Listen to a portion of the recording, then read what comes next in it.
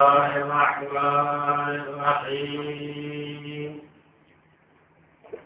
الحمد لله رب العالمين والصلاة والسلام على أشرف الأنبياء والمرسلين سيدنا ونبينا وحبيبنا ومولانا أبي القاسم محمد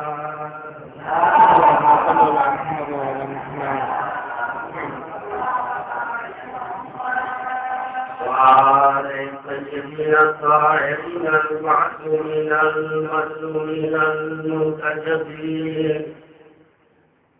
ولعنة الله على أعدائهم أجمعين من يومنا هذا إلى يوم الدين.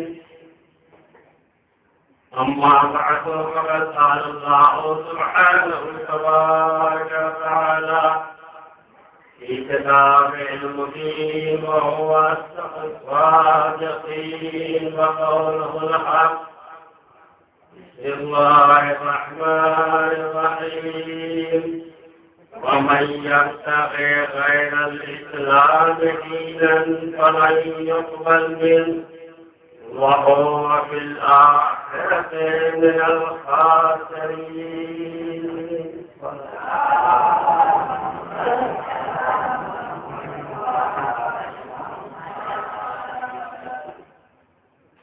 مالک کائنات خالق ارض و سماوات اپنی پاک و پاکیزہ اور مقدس ترین کتاب قرآن مجید میں ارشاد فرما رہا ہے وَمَن يَبْتَغِ غَيْرَ الْإِسْلَامِ دِينًا فَلَن يُقْبَلَ مِنْهُ. جو کوئی دین اسلام سے ہٹ کر کسی بھی دوسرے دین کی پیروی کرے گا تو اللہ اس کا کوئی عمل قبول نہیں کرے گا. وَهُوَ فِي الْآخِرَةِ مِنَ الْخَاسِرِينَ. اور آخرت میں وہ گھاٹا اٹھانے والوں میں سے ہوگا. اس آیت کریمہ کے ذریعے سے پروردگار عالم اپنے بندوں کو نصیحت کر رہا ہے اگر ہمیں نجات چاہیے، اگر ہمیں دنیا میں کامیاب زندگی گزارنا ہے اور آخرت میں نجات حاصل کرنا ہے تو دین اسلام کی اتباع اور پیروی کرنی چاہیے.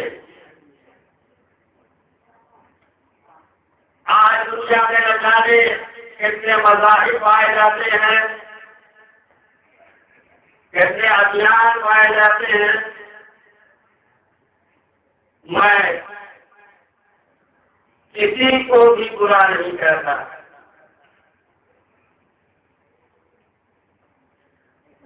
میں نے جب دیکھا کہ آئے دین بنتے جا رہے ہیں، نئے نئے دین ایجاد ہوتے جا رہے ہیں، نئے نئے مذہب پیدا ہوتے جا رہے ہیں، نئے نئے مسلک ایجاد ہوتے جا رہے ہیں، مجھے فکر نہیں ہے، مجھے غور نہیں ہے، مجھے ڈر نہیں ہے.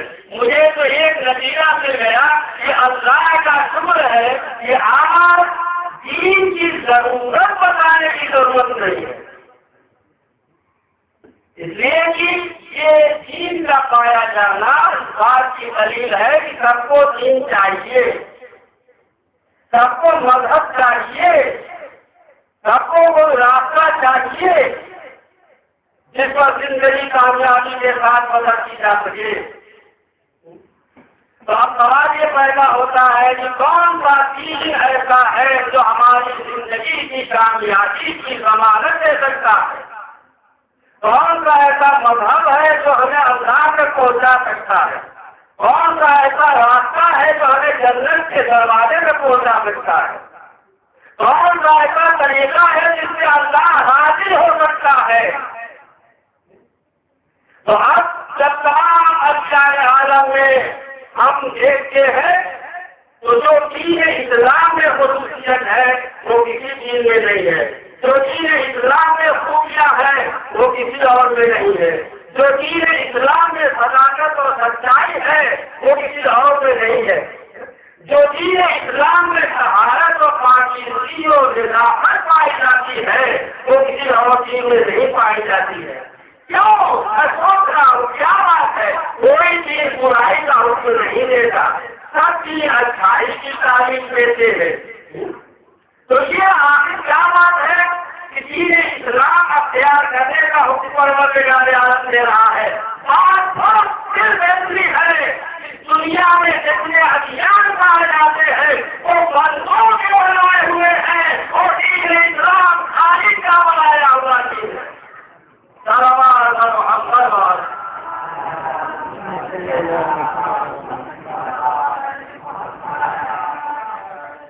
دین اسلام اللہ کا بنایا ہوا دین ہے، دین اسلام اللہ کا پسند کیا ہوا دین ہے، دین اسلام اس کا بنایا ہے جس نے انسانوں کو پیدا کیا ہے، دین اسلام اس نے بنایا ہے جس نے دریا بہائے ہیں، دین اسلام اس کا بنایا ہوا ہے جس نے سب و قمر کو جگمگایا ہے، دین اسلام کو اس نے بنایا ہے جس نے ستاروں کو جگمگایا ہے، دین اسلام اس کا بنایا ہوا ہے جس نے زمین کا فرش بچھایا ہے، دین اسلام اس نے بنایا ہے جو کائنات کا خالق ہے۔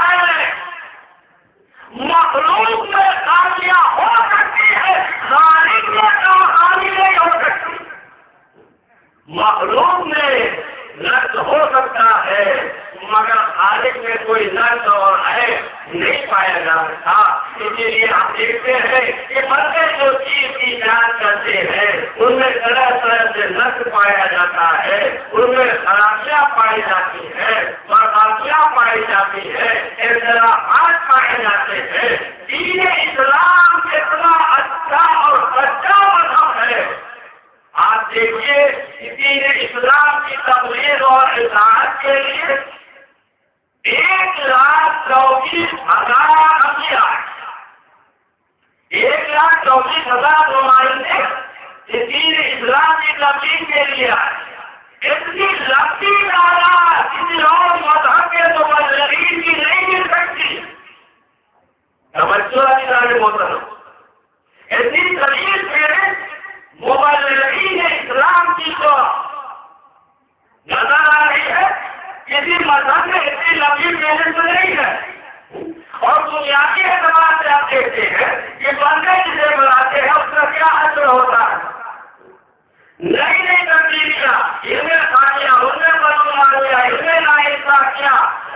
آج ہم نے کسی کو پوچھنے میں بٹھایا اور ہم ہی نے اس کے اوپر پھینک لیا۔ ایک سرکار ہم نے بنائی مگر پھر ہم ہی نے دوسری سرکار بنائی، ان کو ہٹاؤ۔ ایک ہم نے انتظار پر بٹھایا اور پھر دوسری کو ہم نے ہٹایا، ان کو نکالو، ان میں عیب ہے، خامیاں ہے، بدعنوانیاں ہیں۔ تو یہ حکم، یہ سرکار کی تبدیلیاں کہاں ہوتی ہے؟ یہ لوگوں کی صحیح خدمت نہیں کر سکتے، یہ لوگوں کے فائدے کے لیے کوئی کام نہیں کر رہے ہیں، لہٰذا ان کو ہٹاؤ۔ یہ تو ہٹائے جاتے ہیں، نکالے جاتے ہیں، معصوم کیے جاتے ہیں۔ پرانی دنیا کی تاریخ چلی آ رہی ہے، کتنے بادشاہ معصوم کر دیے گئے، کتنے وزراء معصوم کر دیے گئے، کتنے ہمارے بھی معصوم کر دیے گئے، ہٹا دیے گئے، مسلموں سے نکال دیے گئے۔ ارے بندوں ہی نے بنایا اور بندوں ہی نے ہٹایا، بندوں ہی نے ہٹایا۔ اسی لیے وہ مولا کائنات کے دروازے پر جب بھیڑ آئی، مولا قبول کر لیجیے، تو مولا نے کیا کہتے ہی تم بنایا، کیا تم نے مجھے بہت بنایا تھا کہ آج تم مجھے یہ سزا دینے کے لیے آ رہے ہو، یہ حکومت دینے کے لیے آ رہے ہو، یہ مسئلے خلافت دینے کے لیے آئے ہو۔ ارے میں تو ہر وقت تمہارا حاکم، تمہارا راجا، تمہارا حاکم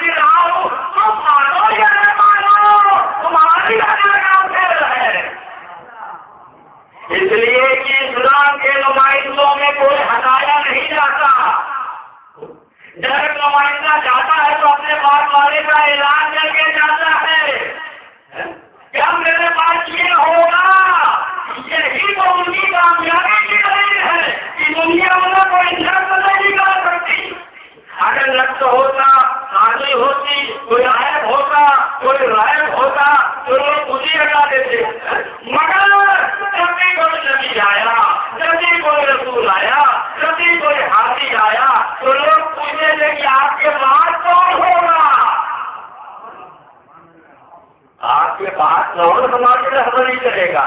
آپ کے بعد ہمارے نصیحت کرنے والا کون ہوگا؟ آپ کے بعد ہمیں ہدایت کے راستے پر چلانے والا کون ہوگا؟ یہ ان کی کامیابی کی دلیل ہے۔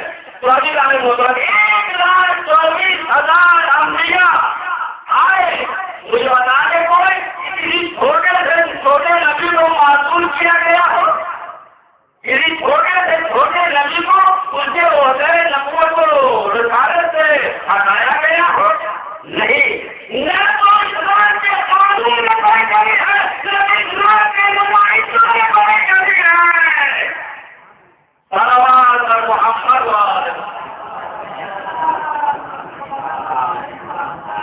اس سے دیکھو، اس سے سمجھو کہ اسلام کتنا اچھا مذہب ہے، کتنا خوبصورت چیز ہے، کتنا شاندار مذہب ہے، اللہ کا پسندیدہ مذہب ہے۔ محترم، تو یہ دین اسلام جو لوگوں کی ہدایت اور رہبری کے لیے آیا، پروردگار عالم نے بنایا، اور یہ اللہ کا بنایا ہوا دین اسلام۔ دین اسلام کی سب سے بڑی خصوصیت، دین اسلام کی سچائی کی سب سے بڑی دلیل کیا؟ دین اسلام سب سے اچھا ہے، دین اسلام سب سے سچا ہے، دین اسلام سب سے خوبصورت ہے۔ دلیل کیا ہے؟ ثبوت کیا ہے؟ آج کی روشن خیال دنیا میں ہر چیز ثبوت سے مانی جاتی ہے، ہر چیز دلیل سے قبول کی جاتی ہے۔ بغیر ثبوت کے، بغیر کسی دلیل کے آج کا کوئی بچہ بھی اسکول کا نسل نظام پڑھنے والا کوئی بات نہیں مان سکتا۔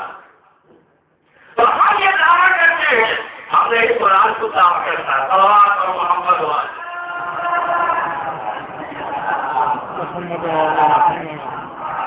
اسلام سب سے اچھا مذہب ہے، ان الدین عند اللہ الاسلام۔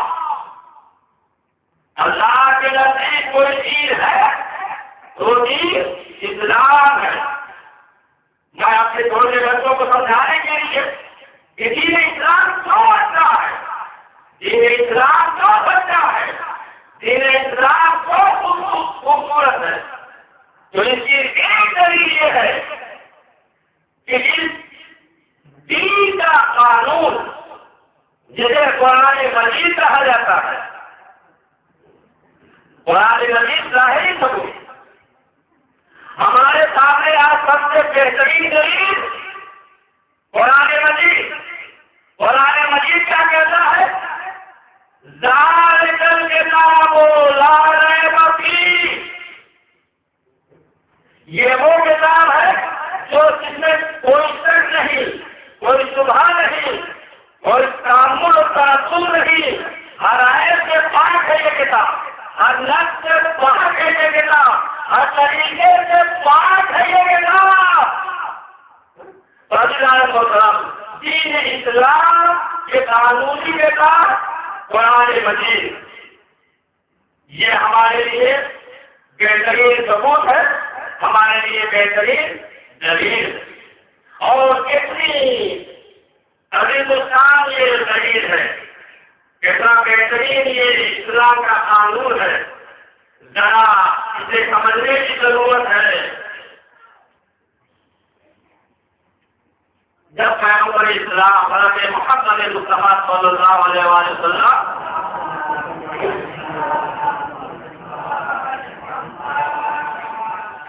جب دنیا میں تشریف لائے تو 40 سال تک تو خاموش رہے، اب 40 سال کے بعد جب حکم پروردگار ہوتا ہے کہ فاصلہ میں معلوم آپ کو جو حکم دیا گیا ہے اسے پہنچانا شروع کیجیے۔ تو پیغمبر نے اسلام کی تبلیغ کا آغاز فرمایا، 40 سال کے بعد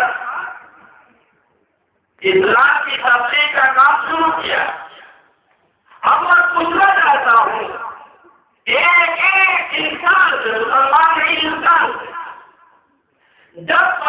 پیغمبر نے اسلام کی تبلیغ کا کام شروع کیا تو کیا کوئی کانفرنس کرتے تھے، کوئی جلسہ کرتے تھے،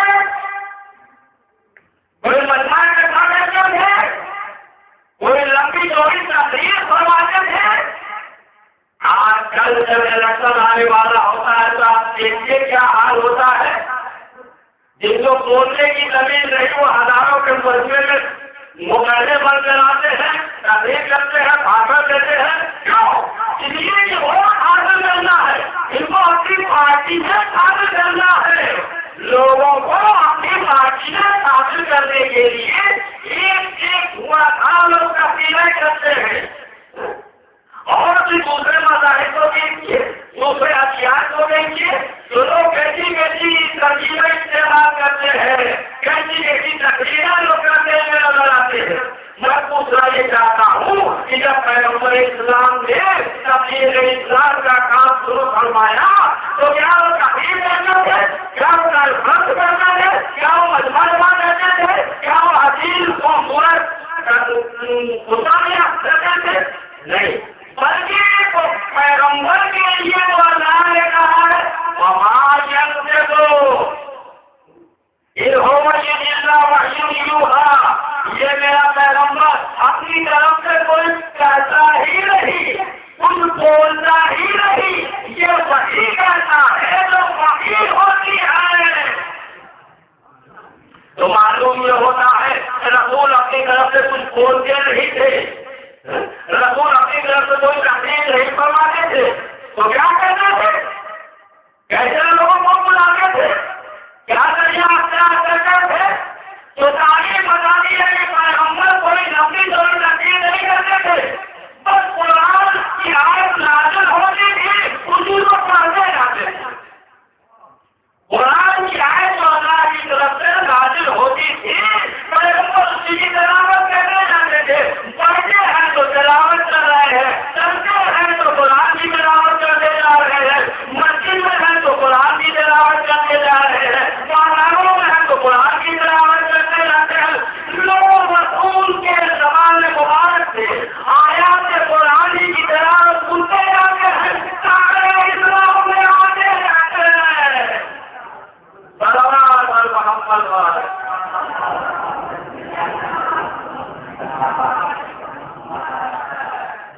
یہ اسلام پھیلا کیسے، یہ اسلام یہاں تک آیا کیسے؟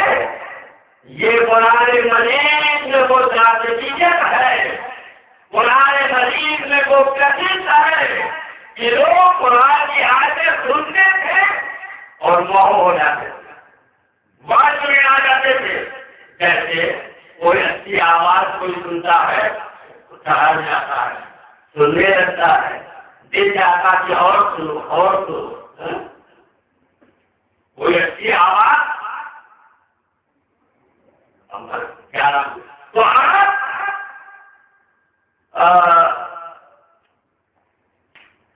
بہترین آواز غزل وغیرہ کی اور ناچ اور گانا تو میرا ہی لگتا تھا. واقعات نہیں ہوتی تھی، مگر شعر و شاعری جس کو آج کے زمانے کو شاعرہ کہیے وہ چلتا تھا. گانے کے بعد سالانہ میلہ رکھتا تھا تو بہترین گلوکار ایک سے ایک فنکار آتے تھے، کلام گاتے تھے اچھے سے اچھے انداز سے. تو یہ لہن کے اس آواز سے بھی پیدائش کر اور یہ انسان کی فطری چیز ہے کہ جب بھی کوئی حسین آواز خوبصورت آواز اچھی آواز ہوتی ہے تو وہ دل تک اثر کرتی ہے. اسی لیے کا نام رفنا کیا گیا ہے. یہ تو غلط راستے سے لے جا کے صلوات اور محمد والے. یہ فطری چیز ہے، جب کوئی اچھی آواز سنائی دیتی ہے تو دل میں اثر کرتی ہے اور جب دل پر اثر کوئی چیز کرے گی تو ایسا بننے کی کوشش کرے گا. تو قرآن مجید میں اتنی خاطر کہ جو لوگ قرآن کی آیتوں کو زبان پیغمبر سے سنتے تھے تو اس آیت سے کشش اور جاذبیت ہوا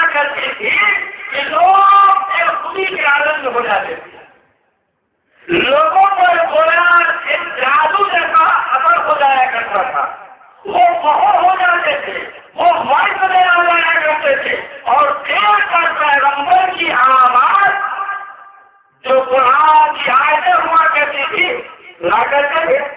اب یہ دل میں ہدایت کی توفیق ہوتی تھی، وہ سارے اسلام میں آتے جاتے تھے، داخل ہوتے جاتے تھے، شامل ہوتے جاتے تھے، مگر جن کی نسبت سے جہنم ہو وہ رات بھر ہوا کرتے تھے، رات بھر پیغمبر کی زبان سے قرآن سنتے تھے، مگر جہنمی کی جہنمی رہ گئے۔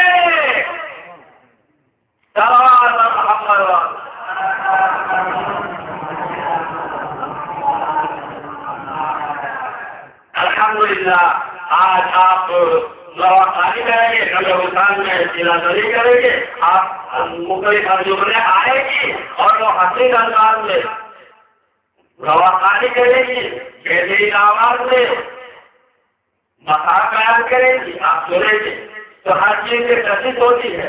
یہ تو امام حسین کی سیاست تھی، انہوں نے مظلومیت کا سہارا لیا اور لوگوں کو دھوکا کے ذریعے سے اسلام کو پھیلایا۔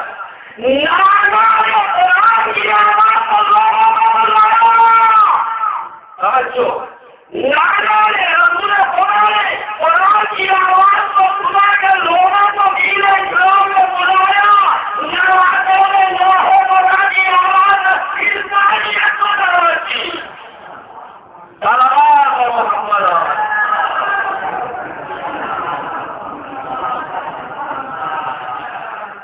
تو پیغمبر اسلام نے قرآن کی تلاوت کی، لوگ سارے اسلام میں داخل ہوتے رہے۔ تاریخ ابن حسام میں ہے، توجہ اللہ محترم، آپ کا اندازہ لگائیے کہ آج ہم قرآن سے کتنا دور ہو چکے، جو کہ اسلام کی صداقت اور حقانیت کی بہترین دلیل ہے۔ قرآن سے مسلمان کتنا دور ہوتا جا رہا ہے۔ آج لوگ قرآن پڑھتے تو دوسرے کا جینے کا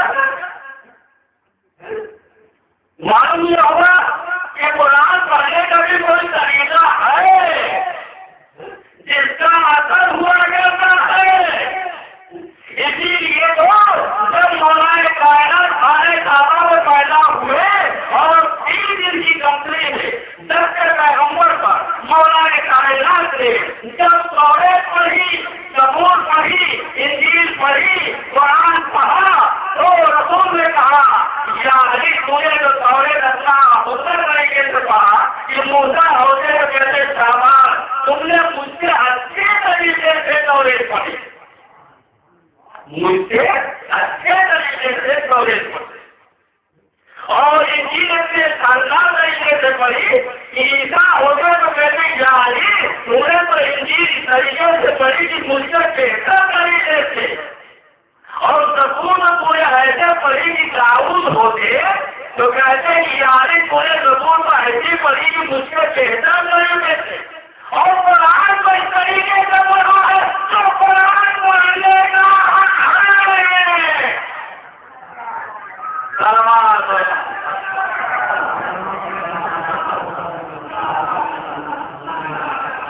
قرآن پڑھنے کا کوئی حق ہے، معلوم یہ ہوتا ہے قرآن پڑھنے کا بھی کوئی حق ہے، پڑھنا اور ہے، اور جو پڑھنے کا حق ہے وہ اور جیسے درود پڑھنا قرآن میں ہے وَسَلِّمُوا تَسْلِيمًا، نبی کریم پر درود و سلام بھیجو تو بھیجتے تو سبھی ہے، مگر جو درود و سلام بھیجنے کا حق ہے یہ اور ہے، تو قرآن پڑھنے کا ایک حق ہے جو اس کے طریقے میں حق کے ساتھ پڑھنا چاہیے، تو پھر اسے آسان کیسے ہوگا؟ تاریخ ابن حسام میں ہے کہ ایک مرتبہ رات کی تاریخی ہوئی، کفار قریش سے کچھ سردار جیسے ابو سفیان اور ابو جہل یہ دونوں پیغمبر اسلام کے گھر کے پیچھے دیوار کے پیچھے چھپ گئے اور پیغمبر اسلام ہمارے بھارت کیا کرتے تھے؟ نیلا کہا گیا اتنی رات بھر عبادت کرتے تھے کہ قرآن میں تو رسول خدا اتنی عبادت کرتے تھے کہ اللہ نے کہا تو ہم نے قرآن اس لیے تم پر نازل نہیں کیا ہے کہ تم اپنے آپ کو مصیبتوں تکلیفوں اور مشقتوں میں مبتلا کر دو. رسول کے پیروں میں بڑا بات آیا کرتے بول جایا کرتے سوچا پیدا ہو جاتی کھڑے کھڑے پیروں پر قرآن کی تلاوت کیا کرتے اور اثر بھی نہیں ہوتا تھا. رسول کو کوئی تکلیف محسوس نہیں ہوتی تھی. ارے نبی کو کوئی تکلیف محسوس کیا ہوگی جب نبی کے بچے علی کو کوئی احساس نہیں ہوتا تھا جب حالت نماز میں دین نکال دیا جاتا تھا. قرآن پڑھنا ہے اور قرآن پڑھنے کا حق ہے.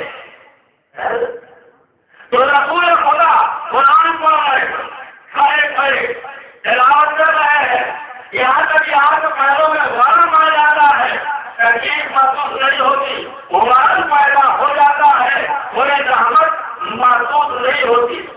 مگر پیغمبر اسلام کو اللہ نے کہا ہم نے قرآن لیے نازل نہیں کیا ہے کہ آپ اپنے آپ کو مصیبتوں میں مبتلا کرتے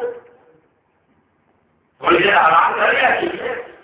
رات بھر جاگ کر اس طریقے سے ہماری رات کیا کیجیے رات کو آرام کری اسی کی رات آرام کے لیے بنائی گئی ہے رات کو تھوڑا آرام کر لیا. تو کہیں گا نماز عشاء کے بعد کچھ آرام کرتے تھے پھر بارش میں مصروف ہو جاتے تھے.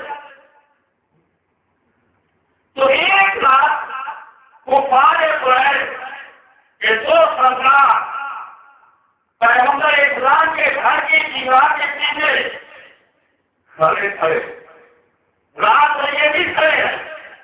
ابو جہل اور ابو سفیان گھر کے آتے پیغمبر کھڑے ہیں پیغمبر تلاوت کر رہے ہیں.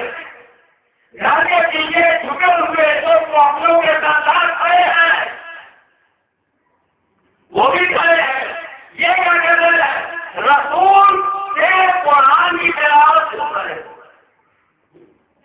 رسول کو کر رہے ہیں توجہ کھڑے ہو کر قرآن پڑھ رہا ہے. یہاں کبھی کھڑے ہو کر رسول میں بڑا مر جاتا ہے مگر کوئی احساس نہیں. اور ادھر گھر کے باہر جھکے ہوئے دشمن قرآن سن رہے ہیں رات بھر کھڑے ہیں. ان کو بھی کوئی تکلیف نہیں. ارے رسول کے دشمن ہے جانی دشمن ہے ہر وقت قبر کا منصوبہ بنانے والے ہیں. مگر جب سوچا تھے کہ آپ قرآن کر رہے ہوں گے تو سب گھبرا کے پہنچینا مفید طریقے سے رسول کے گھر کے پیچھے آگے کھڑے ہو جاتے تھے. ارے بہن کو جا مگر نہیں قرآن نے بھی کٹی تھی کھڑے بھی نہیں انہوں نے کیا. یہ جاذبیت کی قرآن میں یہ کشش کی قرآن کی آیتوں میں ادھر دشمن بھی کھڑا ہے ادھر محبوب خدا بھی کھڑا ہے. نہ ان کو کوئی تکلیف نہ ان کو کوئی تکلیف. ارے آپ جب صبح ہوئی سویرا ہوا اور دونوں جانے لگے نہ ابو جہل کو پتا ہے کوئی دوسرا ہے نہ ابو سفیان کو کوئی دوسرا مجھے دیکھ رہا. رات میں نہیں سمجھتے میں اکیلا ہوں میں لوں گا میں معذور ہوں گا. میں جب سویرا ہوا پڑھتے لگے ادھر سے ابو جہل نکلا دوسرے ابو سفیان رکا اب چلے سوچے 2 چور جب ملیں گے کس طریقے سے باتیں کریں کیسے باتیں کریں گے. ارے چپ کہا دوسرے کا ارے تم کہا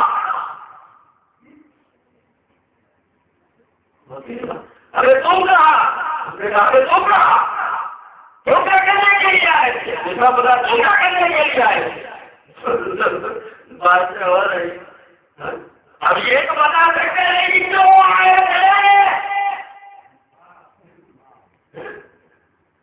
قرآن سننے کے لیے آئے تھے. یہ تو کیا رہی ہے, یہ تو بول رہی ہے. سب کہتے ٹھیک. اب ہم نہیں آئے. آپ کبھی احتیاط نہیں کرے, ورنہ یہ مکے کے کافی لوگ ہماری پارٹی والے دیکھ لیں گے تو سمجھے کہ یہ بھی رفتار ہو گئے, مسلمان بن گئے. ہمارے یہاں بالکل صحیح ہے, اب نہیں آئے گی. ورنہ اگر کسی لوگوں نے دیکھ لیا تو لوگ سمجھے کہ آپ بھی مسلمان ہو گئے. دونوں نے طے کر لیا, آپس میں طے تو کر لیا, مگر پھر دوسرے کی دونوں آگے رات کو پیغمبر اسلام کے گھر کے پیچھے رسول قرآن کی تلاوت فرماتے جا رہے ہیں, یہ سنتے جا رہے ہیں. پھر اور یہ دونوں داری لینے کے لیے تو پھر آنے سامنے. ارے تم پھر شروع ہو گیا.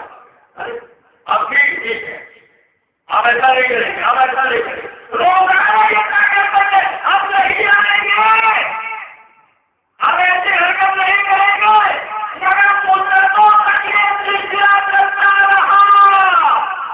وہ دونوں تک قرآن روٹی کا دن ہے. جب قرآن نے اپنی استراتیجیت ہے کہ کٹر سے کٹر دشمنوں کو اپنے قریب بھیج دیتا ہے تو سارے والے قرآن میں کتنی نزدیک ہوگی.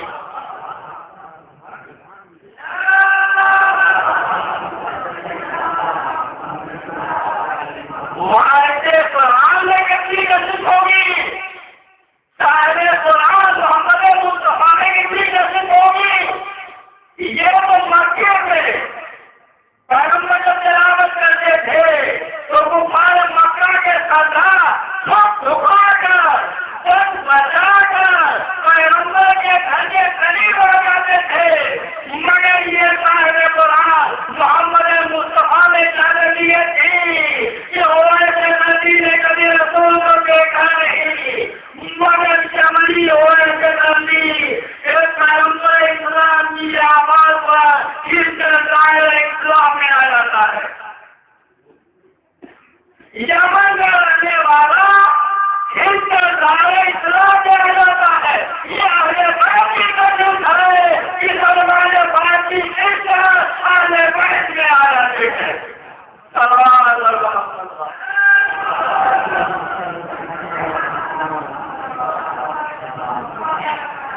قرآن مجید کی تلاوت ایسے کرو جو تلاوت کرنے کا حق ہے. قرآن پڑھو مگر ایسے جو قرآن پڑھنے کا حق ہے. تو اسی سے اسلام پھیلا ہے. ایک انگریز مورخ نے لکھا ہے کہ قرآن مجید کی آیتوں کی بدولت لوگ کہتے ہیں تلوار سے پھیلا, طاقت سے پھیلا, دولت سے پھیلا. نہیں, انگریز مورخ لکھتا ہے کہ قرآن مجید کی آیتوں کے ذریعے سے عرب مسلمانوں نے دنیا کے اتنے بڑے حصے پر فتح حاصل کی کہ سکندر اعظم نے جو ملکوں کو فتح کیا تھا بلکہ روم کے مقبوضہ ممالک سے بھی ان کی فتح کا حصہ بڑھا ہوا ہے اور یہ سب قرآن مجید کی بدولت ہوا ہے.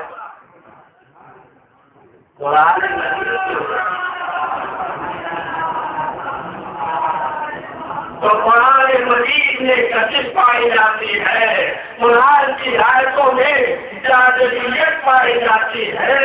اسی جادلیت کی وجہ سے لوگ اسلام قبول کر کے جاتے تھے.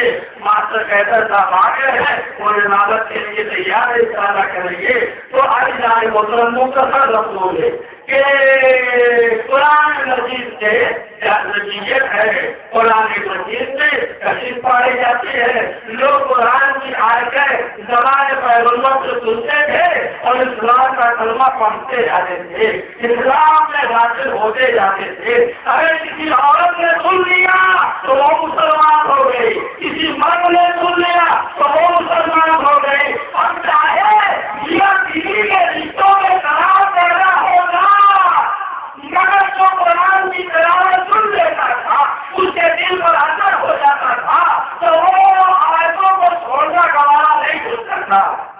کوئی باہر اسلام قبول کر لیتی تھی تو چاہے بھائی کتنا مارے اللہ محمد والے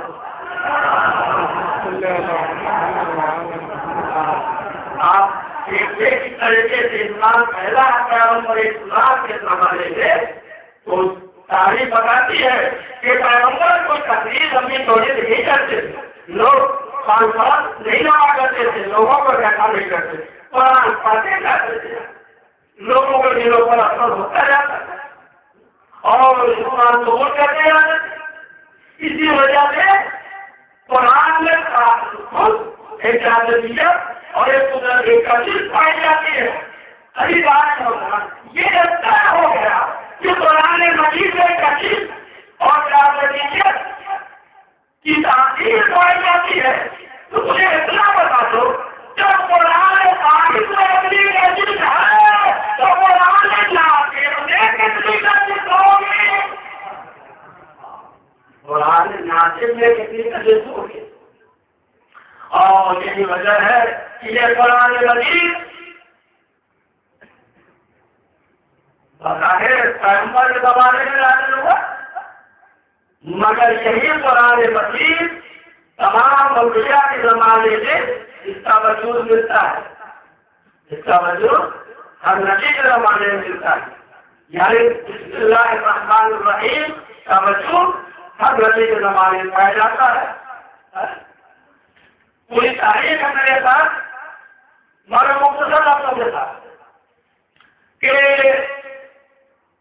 جناب یوسف علیہ السلام جب بازار یوسف لے جائیں گے غلام بنا کر اور بادشاہ صاحب کو خریدنے کے لیے آیا تو بادشاہ نے پوچھا کہ اس غلام کی قیمت کتنی؟ تو بیچنے والے نے کہا کہ یوسف کی ذات کے برابر روپیہ خرچا۔ ترازو کے ایک پلے میں یوسف کو رکھا جائے اور دوسرے پلے میں روپیہ رکھا جائے تو جتنا مطلب ہوگا یوسف کا اس سے بھی ہے نا، ساری ہم سے رکھتے جانتے رہتے ہیں کیا کتنا یوسف علیہ السلام کو ترازو کے ایک پلے سے رکھا گیا اور اب دوسرے پلے میں نیز کی حکومت خزانے سے روپیہ رکھ رکھا جاتا، سب روپیہ ختم ہو گیا مگر یوسف کا پلہ ویسے ہی ویسے ہی ہے۔ اب جتنا سونا تھا بولا کے رکھا جا رہا ہے دوسرے ترازو میں،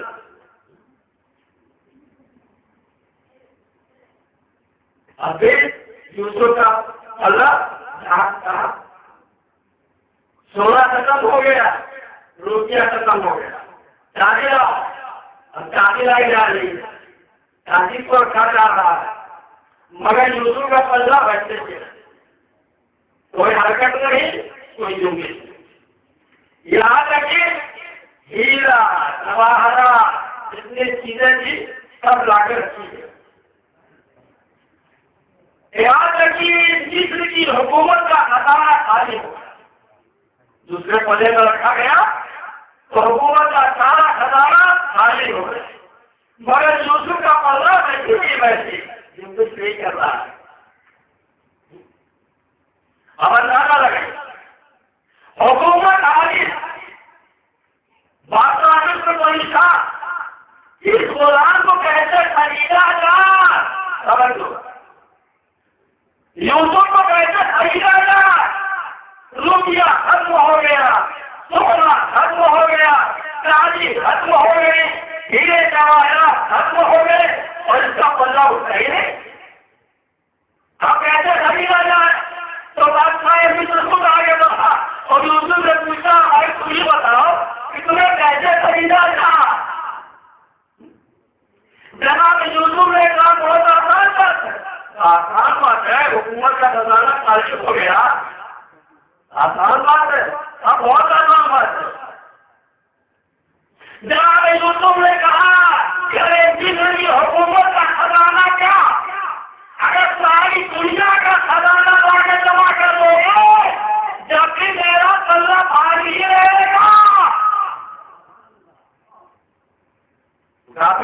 ہندو کہتے ہیں ترکیب بتاؤ. تو جناب یوسف نے کہا تھا ایک کاغذ تو لکھو. کاغذ تو لکھو. کہاں کاغذ لکھو. کیا لکھو؟ بسم اللہ الرحمن الرحیم. کہاں ہو گیا کاغذ تو اب جو ہی رکھا فوراً جناب یوسف کا پودا ہلکا ہو گیا. یہ کیا ہے؟ اسے ثابت ہوتا ہے بسم اللہ جناب یوسف پیغمبر کے زمانے میں بھی موجود تھا. ارے جب بسم اللہ موجود تھا تو تم بسم اللہ کا انکار کرتا. سلام پر محمد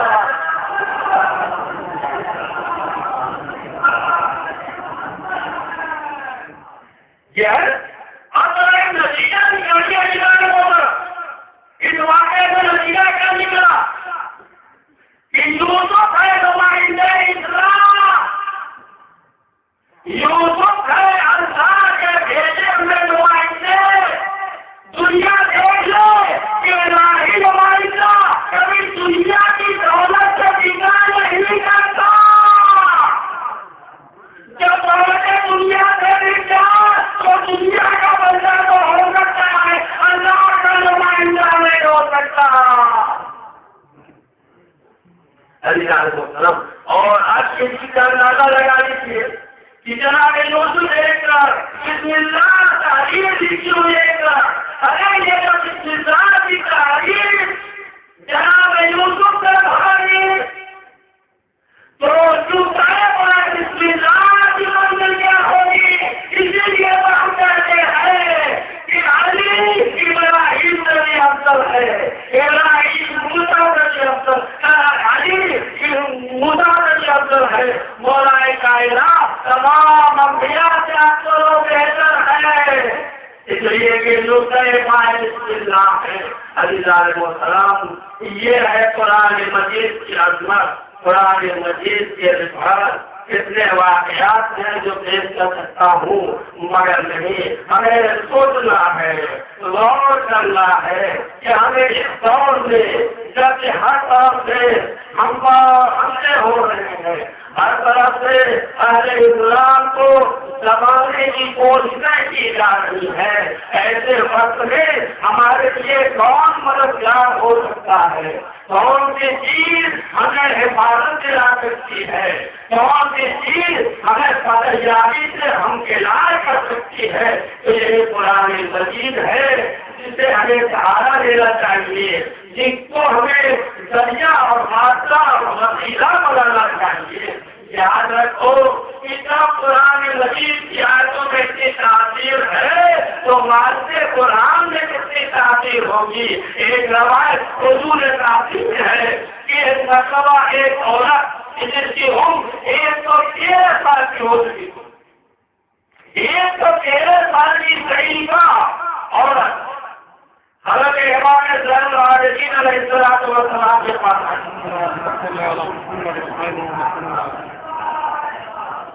اس عورت کا خیال کیا تھا کہ یہ پرستی تھی کون سچا نمائندہ ہے اور کون جھوٹا نمائندہ ہے اسلام کا, کون کھڑا اسلام کا رابر ہے, کون چھوٹا ہے.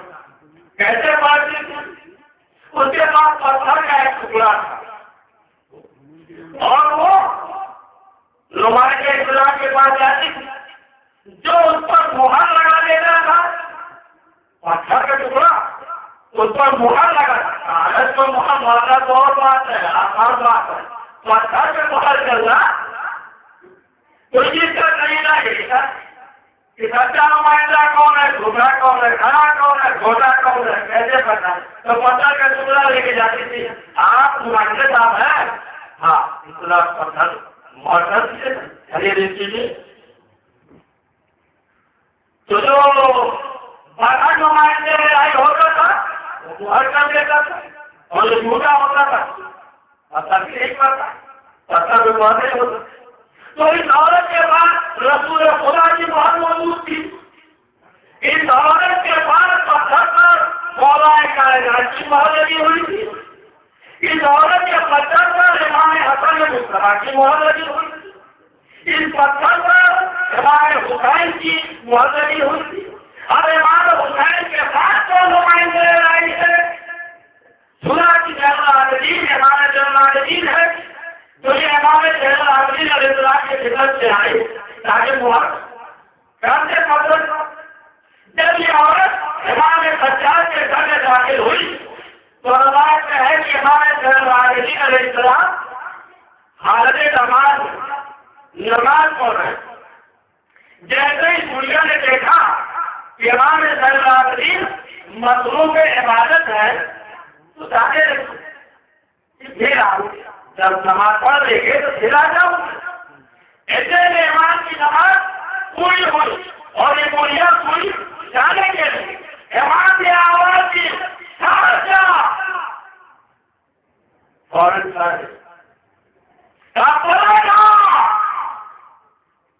پڑھا یہ نہیں کا ایک فلانی بولے تھا ایک عیسیٰ بولے تھا سادہ مسئلہ پڑھا تھا بڑھیا تبدیل کے مجھے پکارا ظاہری تبدیل کے مجھے پکارا اور آگے بڑھی تو ظاہری کی زمانے سے بدل گئی. ایک تو میں نے 13 سال کی بڑھیا پہلے پر جوان ہو گئی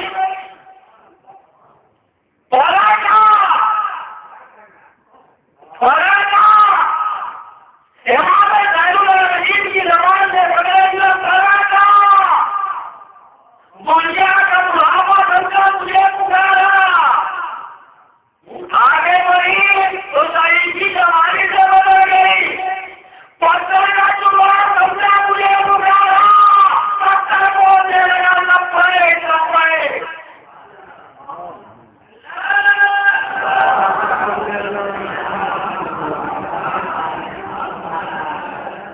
پتھر کا ٹکڑا سمجھا مجھے پکارا پتھر بولنے لگا لپڑے لپڑے رسول اللہ.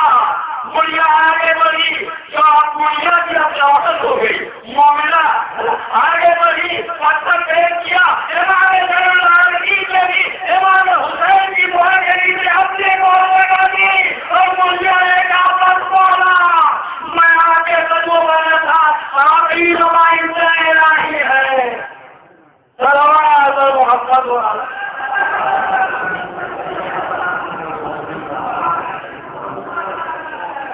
یہ امام زین العابدین جو وارث قرآن ہے جن کے پکارنے میں یہ جاذبیت ہے جن کی آواز میں یہ کشش ہے کہ اگر ضعیفی میں کوئی عورت آتی ہے ماں کے خدمت میں تو وہ جوان بن جاتی ہے. کوئی پتھر ہوتا ہے تو وہ بھی امام کی آواز کو سن کر لبیک کہتا ہوا بولنے لگتا ہے. پتھر میں بھی کوئی آئی آ جاتی ہے اور یہ چاہنے والی مومنہ قدر سلام عورت جس نے پیغمبر کی زیارت کی ہے جس نے مولا علی کی زیارت کی ہے جس نے امام حسن کی زیارت کی ہے جس نے امام حسین کی زیارت کی ہے جس نے امام زین العابدین کی زیارت کی ہے آپ کے قدموں پر سر رکھ کر آپ کی صداقت اور آپ کی حقانیت کا کلمہ پڑھتی ہوئی رخصت ہوتی ہے.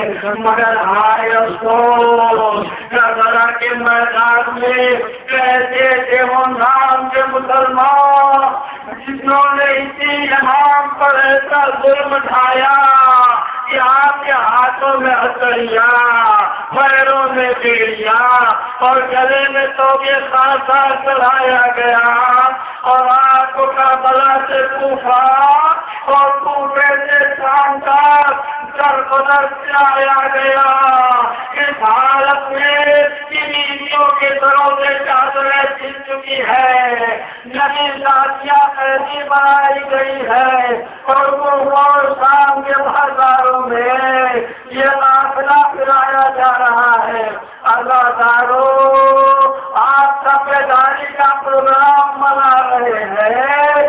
یہ آپ جو کرتے ہیں یہ رات بھر جا کر آپ لوگ کا کرتے ہیں. یاد رکھیے جب کوئی مریض ہوتا ہے یا کوئی درد سے آزما ہوتا ہے, جب کوئی کسی مصیبت میں مبتلا ہوتا ہے, جب کسی کو کوئی تکلیف ہوا کرتی ہے تو دن کو کسی طرح کاٹ لیتا ہے, دن کو کسی نہ کسی طرح کاٹ جایا کرتا ہے, مگر تکلیف زدہ انسان کو رات کاٹنا بہت بھاری پڑ جاتا ہے. رات جلدی نہیں گزرتی. جو مصیبت میں مبتلا ہو اس کے لیے رات گزارنا بہت کٹھن بننا ہوا کرتی ہے. کتنی کٹھن بننی ہوتی ہے. تاریخ خبری میں واقعہ ہے کہ جب جنگ فضل کے قیدی بنا کر لائے گئے اور پیغمبر کے خدمت پیش کیے اور قید خانے میں رکھے گئے, اور جب رات آئی تو اسی قیدیوں میں پیغمبر اسلام کی ابتدا جناب عباس جو مسلمان ہو گئے بعد میں, یہ بھی اتفاق ہے کہ قیدیوں میں جناب عباس بھی تھے اور قیدیوں کے ہاتھ بدھے ہوئے تھے. تو دن کو انہوں نے گزار دیا, مگر جب رات آئی تو دن سوئے کیسے, آرام کیسے ملے, تو تکلیف سے کرا رہے ہیں اس لیے کہ سو سکتے ہیں, ہاتھ بدھے ہوئے ہیں, قیدی بنے ہوئے ہیں. تو جب رات آئی تو اب رات باتیں کرتی نہیں ہے, تو جناب عباس تکلیف سے کرا رہے یہ کرانے کی آواز پیغمبر اسلام کے کانوں میں پہنچی تو پیغمبر جو سو رہے تھے وہ جاگ جاتے ہیں اور آپ کے دہلی سے کروٹ بدلتے ہیں اور آپ کبھی اٹھتے ہیں کبھی بیٹھتے ہیں مگر سوچتے ہیں کہ میں عباس کے ہاتھوں کو نہیں چھڑوا سکتا, اس لیے سب قیدیوں کے ہاتھ بندھے ہوئے تو میں خالی عباس کے ہاتھوں کیسے رستہ کھلوا سکتا ہوں. تو مگر آپ اتنی تکلیف محسوس کر رہے ہیں جب آپ بات کراتے ہیں تو پیغمبر اسلام کہاں چاہتے ہیں, آپ کو بھی نیند نہیں آتی اور آپ بات سے تکلیف سے کرا رہے ہیں. اصحاب نے دیکھا, صحابہ کرام نے جو منظر دیکھا, پیغمبر تڑپ رہے ہیں, پیغمبر بے چین ہو رہے ہیں, پیغمبر مضطرب ہو رہے ہیں. اصحاب نے پوچھا یا رسول خدا اس کی کیا وجہ ہے کہ آپ پریشان مضطرب نظر آ رہے ہیں؟ پیغمبر نے فرمایا بات یہ ہے کہ میرے چچا عباس قیدیوں میں ہے اور ان کے ہاتھ بندھے ہوئے ہیں, اسی وجہ سے وہ سو نہیں سکتے ہیں اور نہ سونے کی وجہ سے اتنی تکلیف میں ہے کہ وہ کرا رہے ہیں. ان کے کرانے کی آواز سن کر میرا دل کام رہا ہے, میرا دل بے چین ہو رہا ہے, مگر میں عباس کے ہاتھوں سے رسی بھی نہیں کھلوا سکتا. مگر پیغمبر نے کہا ٹھیک ہے, جو قیدیوں کا لیڈر بنایا گیا ہے اسے بلایا جائے, جس کی نگرانی میں قیدی رکھے گئے ہیں اسے بلایا جائے. اصحاب کرام جلدی گئے, اسے بلا کر لائے, جن کی نگرانی کر رہے تھے وہ آئے. پیغمبر نے کہا دیکھو سب قیدیوں کے ہاتھ رات کے وقت میں کھول دیا کرو, ان کے ہاتھوں سے رسیاں کھول دیا کرو, اس لیے کہ وہ جب رات کو کراتے ہیں تو ان کے کرانے کی وجہ سے ارے مجھے بھی نیند نہیں آتی, مجھے بھی آرام نہیں ملتا, میرا دل درد جاتا. میں کہوں گا یا رسول اللہ آپ کے چچا عباس جو ابھی اسلام میں داخل نہیں ہوئے ہیں ان کے ہاتھ بندھے ہوئے ہیں تو ان کے کرانے کی آواز ہے, آپ نہیں سو رہے ہیں, آپ اتنا مضطرب ہیں تو آپ صاحب کے قید خانے میں دیکھو سید سچا جن کے ہاتھ بندھے ہوئے ہیں, پیروں میں بیڑیاں ہے, گلے میں ٹوکے قوم میں قیدی بنائی گئی ہے. یہ دنیا نہ دل کو آرام کرتی ہے نہ رات کو سوتی ہے. اسی حسیران حرم کی یاد میں یہ سب دانیاں کی جاتی ہے کہ نہ سید سرکار کو راتوں کو آرام ملتا ہے, نہ لوگوں میں قوموں کو راتوں میں آرام ملتا ہے, نہ ننھی سکینہ رات کو سو سکتی ہے. خیر خانے شام کا منظر دیکھو, رات کا وقت ہے, سب بیٹیاں کندر آئے ہوئے اپنے اپنے وائد سے ہاتھوں آ رہی ہے. یہاں تک ننھی سکینہ وہ بھوک اور پیاس سے کبھی جاگتی تھی اور کبھی بے ہوش ہو جایا کرتی تھی.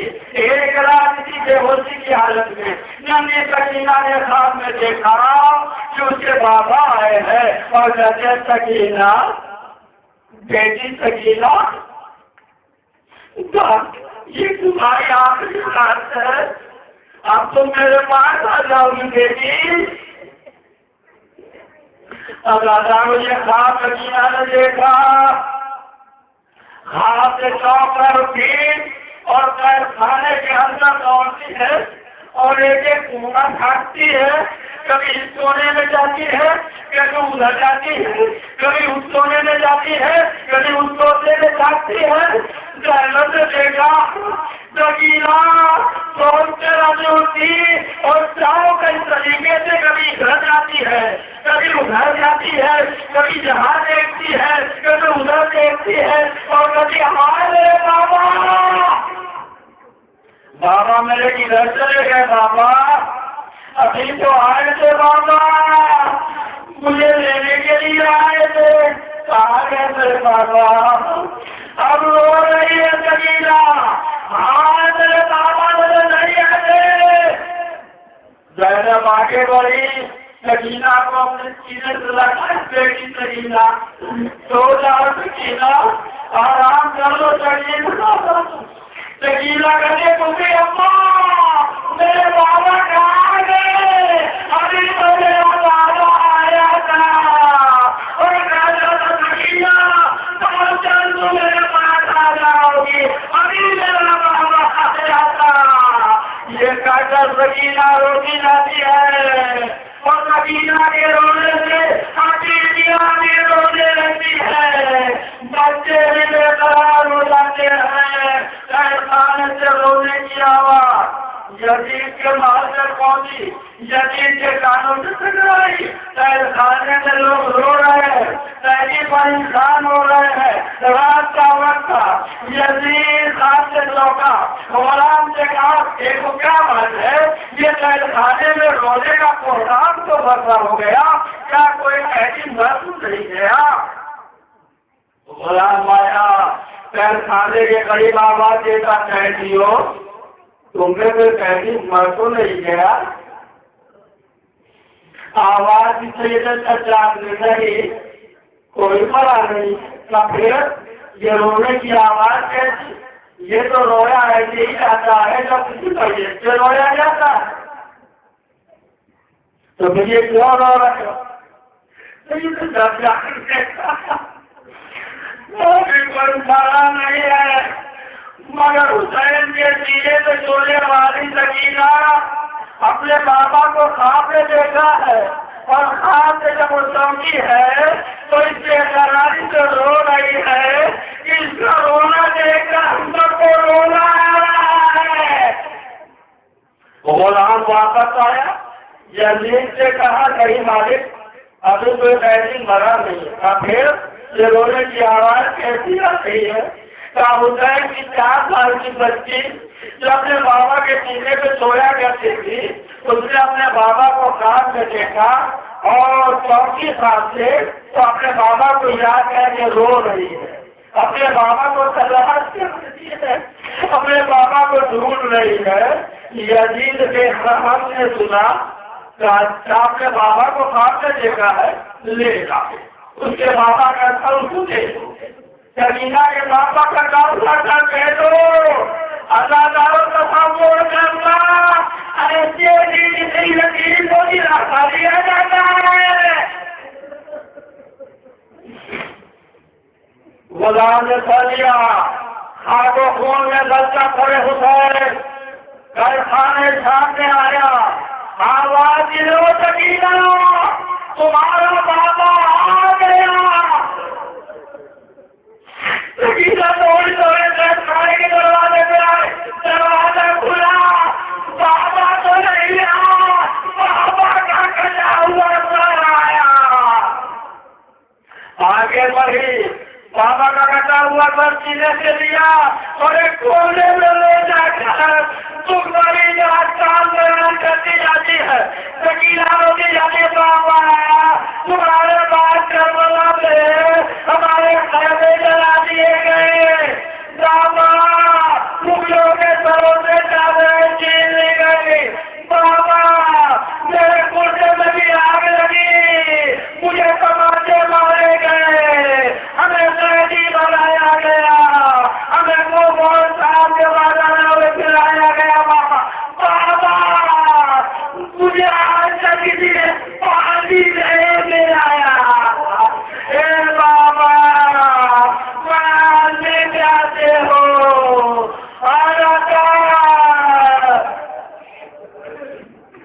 روتی روتی ایک مرتبہ سکینہ کی آواز رکی. سکینہ کی آواز رکی. زینب نے کو سنتے کہا اس نے تو سکینہ کی آواز رونے کی بند ہو گئی. کیا حوصلہ واپس لے لو. پھر واپس اب تو ہم نے کون آئی ہے. سکینہ اٹھو. سکینہ جاگو. کوئی آواز نہیں. کوئی حرکت نہیں. تو کئی مرتبہ کے منصوبوں میں آواز دی اور جناب سکینہ کی کوئی آواز نہیں آئی. زینب خود آگے بڑھی. سکینہ کا باتوں پکڑ کر اٹھانا چاہا. ارے نہیں زینب نے سکینہ کے ہاتھ میں ہاتھ رکھا. لمبے ٹوٹ چکے تھے. جسم سے لوگ نکل چکے تھے. حسین کے سینے پہ سونے والی سکینہ دنیا سے روشن ہو گئی. سکینہ کا تابوت آنے والا ہے. رک جاؤ. ایک مرتبہ چلو خود دیا گیا. کمر بلایا گیا. تابوت اٹھایا گیا. ارے سارے سے تابوت کیسے اٹھایا جا. سید سجاد کے ہاتھوں میں کر لیا. سید سجاد نے اپنے لڑکتے ہوئے ہاتھوں میں سکینہ کا جنازہ اٹھایا. کم کے نہیں تھا تو ہاتھ نمودار ہوئے. آواز بیٹا سید سجاد سکینہ کو مجھے دے دو. میری امانت کو مجھے دے دو. میں کائنات میں کبھی ایسا جنازہ اٹھانے والا دیکھا ہوگا. میں تو ایسے مرنے والے یتیمہ سکینہ ہوگے. یہ قید خانے میں سکینہ دنیا سے رخصت ہو گئی. حسینہ مظلومہ محمدہ.